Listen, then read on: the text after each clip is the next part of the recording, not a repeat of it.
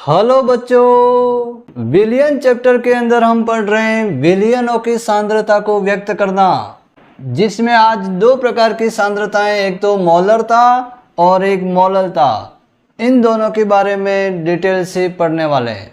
इससे पहले हमने जो हमारी 1 से 5 तक जो सांद्रताएं हैं वो हमने डिटेल से पढ़ी हैं। उसमें पहली हमारी थी द्रव्यमान प्रतिशत, दूसरी हमारी थी आयतन प्रतिशत, तीसरी हमारी थी द्रव्यमान आयतन प्रतिशत, चौथी हमारी थी पार्ट्स पर मिलियन, पांचवी हमारी थी मोल भिन्न और छठी हमारी है आज हम पढ़ने वाले हैं मोलरता और सातवीं हमारी होगी मोललता, है ना। मोलरता को हम कैपिटल एम से लिखते हैं और मोललता को हम स्मॉल एम से लिखते हैं। ओके, तो इन दोनों को डिटेल से हम पढ़ने वाले हैं। तो शुरू करते हैं हमारा टॉपिक विलियनों की सांद्रता को व्यक्त करना। उसमें हम हमारी सांद्रता व्यक्त करते हैं मोलरता। मोलरता क्या होती है तो ध्यान से देखिएगा। 1 लीटर विलियन में उपस्थित विलेय के मोलों की संख्या, मतलब जैसे हमारा ये मान लो एक कंटेनर है, उस कंटेनर के अंदर मान लो 1 लीटर विलियन भरा है। कितना लीटर विलियन भरा हुआ है? 1 लीटर विलियन। और इस 1 लीटर विलियन के अंदर जो हम इसके अंदर जो विलेय घोल रहे हैं, है ना, 1 लीटर विलियन मतलब यहाँ पे 1 लीटर कौन होगा? विलायक। उस विलायक के अंदर हम जो विलेय जो घोल रहे हैं उसके मोल, है ना, उसके मोलों की संख्या, मतलब 1 लीटर विलियन के अंदर जितने हम मोल घोल रहे हैं वो हमारी कहलाती है मोलरता। तो 1 लीटर विलियन में उपस्थित विलेय के मोलों की संख्या को हम क्या कहते हैं? मोलरता कहते हैं। तो मोलरता का फॉर्मूला क्या हो जाएगा? तो मोलरता कैपिटल M इज इक्वल विलेय के मोलों की संख्या, जो विलेय हम उस विलायक के अंदर घोल रहे हैं, विलेय के मोल, है ना, उसके मोलों की संख्या, जिसको हम लिखते हैं स्मॉल n। और उसमें डिवाइड करेंगे हम विलियन का आयतन। ये जो विलेय मिलाने के बाद जो विलियन बनेगा वो विलियन का आयतन किस में लेना है हमें? विलियन का आयतन V किस में लेना है? मीटर में। तो ये हो जाएगी हमारी मोलरता। अब इस फॉर्मूले को आगे हम इस प्रकार से लिख सकते हैं, जैसे विलेय के मोल मतलब मोल का फॉर्मूला क्या हमारा? जो विलेय हम घोल रहे हैं उसकी विलेय की मात्रा, है ना, उसका द्रव्यमान, विलेय का द्रव्यमान जो भी हम ग्राम के अंदर उसके अंदर घोल रहे हैं वो, और उसको डिवाइड करना है उस विलेय का मोलर द्रव्यमान या उसका अणुभार। तो जिस विलेय को हम जितने ग्राम घोल रहे हैं उसमें उसके अणुभार या मोलर द्रव्यमान को यदि डिवाइड कर देते हैं तो हमें उसका क्या मिल जाता है? उसके मोल प्राप्त हो जाते हैं, n की वैल्यू प्राप्त हो जाती है। तो ये तो हो गया n की वैल्यू जिसको हम रखते हैं, तो ये हो गया W/m, ये n की वैल्यू यहाँ पे रख दी। और उसके बाद ये विलियन का आयतन जैसा है वैसा ही, किस में? ये विलियन का आयतन लीटर में, तो विलियन का आयतन लीटर में, तो ये फॉर्मूला हमें प्राप्त हुआ। अब यदि विलियन ये जो हमारा बन रहा है, यदि वो लीटर में नहीं बन करके यदि मिलीलीटर में बने, ml में बने, तो यदि वो ml में बनता है तो ml को लीटर में चेंज करने के लिए उसको क्या करना पड़ता है? 1000 से डिवाइड करना पड़ता है। तो जब वो ये बटे का बटे में है तो 1000 नीचे आएगा तो वो 1000 कहाँ चला जाएगा? ऊपर चला जाएगा। इसको एक बार फिर से समझें। जैसे ये विलियन का आयतन लीटर में है ना, और यदि इसको हम मिलीलीटर में बदलते हैं, मिलीलीटर में बदलते हैं तो इसको लीटर में चेंज करने के लिए हम यहाँ पर क्या करेंगे? इसको 1000 से डिवाइड करेंगे।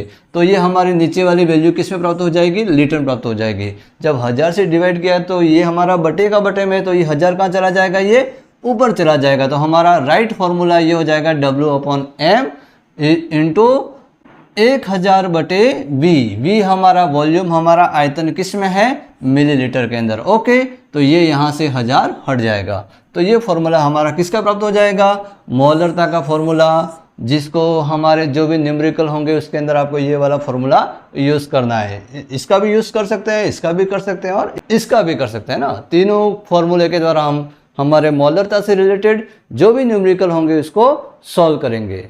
तो मोलरता से रिलेटेड आपकी बुक के अंदर एक एग्जाम्पल दिया हुआ है, उदाहरण आपका दिया हुआ है 1.2। उस 1.2 को आपको क्या करना है? सॉल्व करना है इस फॉर्मूले के द्वारा। ओके, और कोई डाउट हो तो मेरे को बताना है। तो ये तो हमारी होगी 5वें प्रकार की हमारी सांद्रता, कौन सी? जिसका नाम था हमारी मोलरता। अब हम बात कर रहे हैं हमारी जो नेक्स्ट सांद्रता वो हमारी कौन सी है, मोललता, है ना। अब मोललता क्या होती है, दोनों लगभग सेम है ना, बिल्कुल ध्यान से देखना, है ना, दोनों सेम है। यस, तो मोललता क्या होती है, तो 1 किलोग्राम विलायक, है ना। अब यहाँ पर 1 लीटर था और वो वॉल्यूम के अंदर था, है ना, आयतन के अंदर था, विलियन जो था वो। अब यहाँ पर 1 किलोग्राम विलायक, मतलब विलायक का हमें द्रव्यमान लेना है, विलायक का क्या लेना है, द्रव्यमान, लेकिन वो कितना लेना है, 1 किलो। तो 1 किलोग्राम जो विलायक है ना, यहाँ पर विलायक है और यहाँ पर विलयन है, वो ध्यान रखना। तो 1 किलोग्राम विलायक में उपस्थित विलय के मोलों की संख्या, यहाँ पर भी विलय के मोलों की संख्या, यहाँ पर भी विलय के मोलों की संख्या, उपस्थित विलय के मोलों की संख्या को हम क्या कहते हैं, मोललता कहते हैं। मतलब विलय के मोल किसके अंदर, तो 1 किलोग्राम या 1000 ग्राम विलायक के अंदर यदि जितने विलय के मोल घुले हुए हैं वो हमारी कहलाती है मोललता कहलाती है। तो उसका फॉर्मूला क्या हो जाएगा, सेम उसी प्रकार जैसा इसमें था। तो मोललता स्मॉल m इज इक्वल विलय के मोल जो हम घोल रहे हैं, किस में घोल रहे हैं, तो विलायक का जो द्रव्यमान है ना, किलोग्राम में है, किलोग्राम के अंदर जो विलायक का द्रव्यमान है, इसको हम जिसमें घोल रहे हैं, तो दोनों को डिवाइड करते हैं तो हमें क्या प्राप्त होती है, मोललता प्राप्त होती है।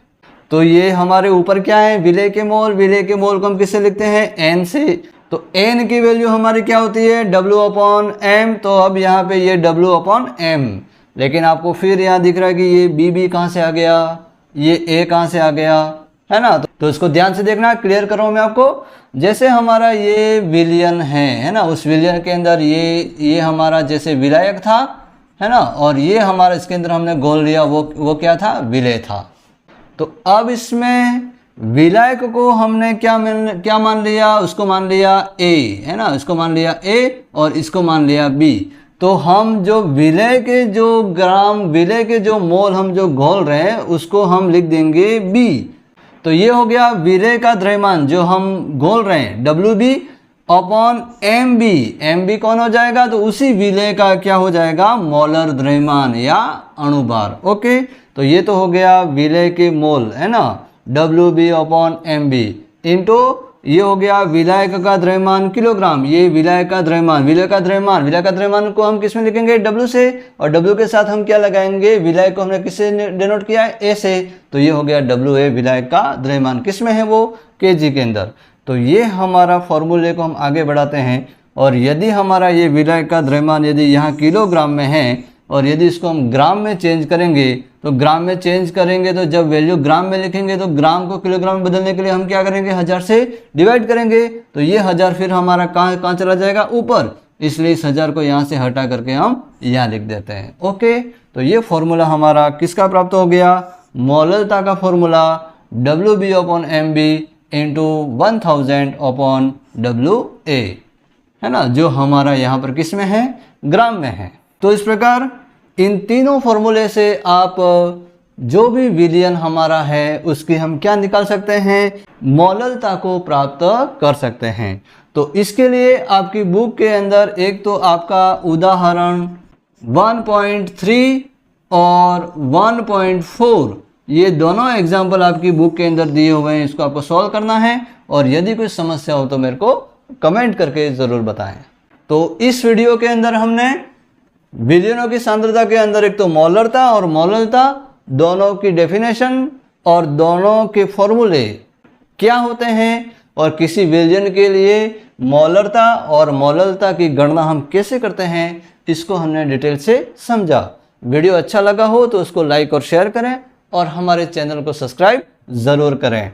तो हमारा ये वाला जो टॉपिक था वो हमारा क्लियर हो गया। अब हम मिलते हैं नेक्स्ट टॉपिक के साथ नए वीडियो के अंदर। तब तक के लिए जय हिंद, वंदे मातरम।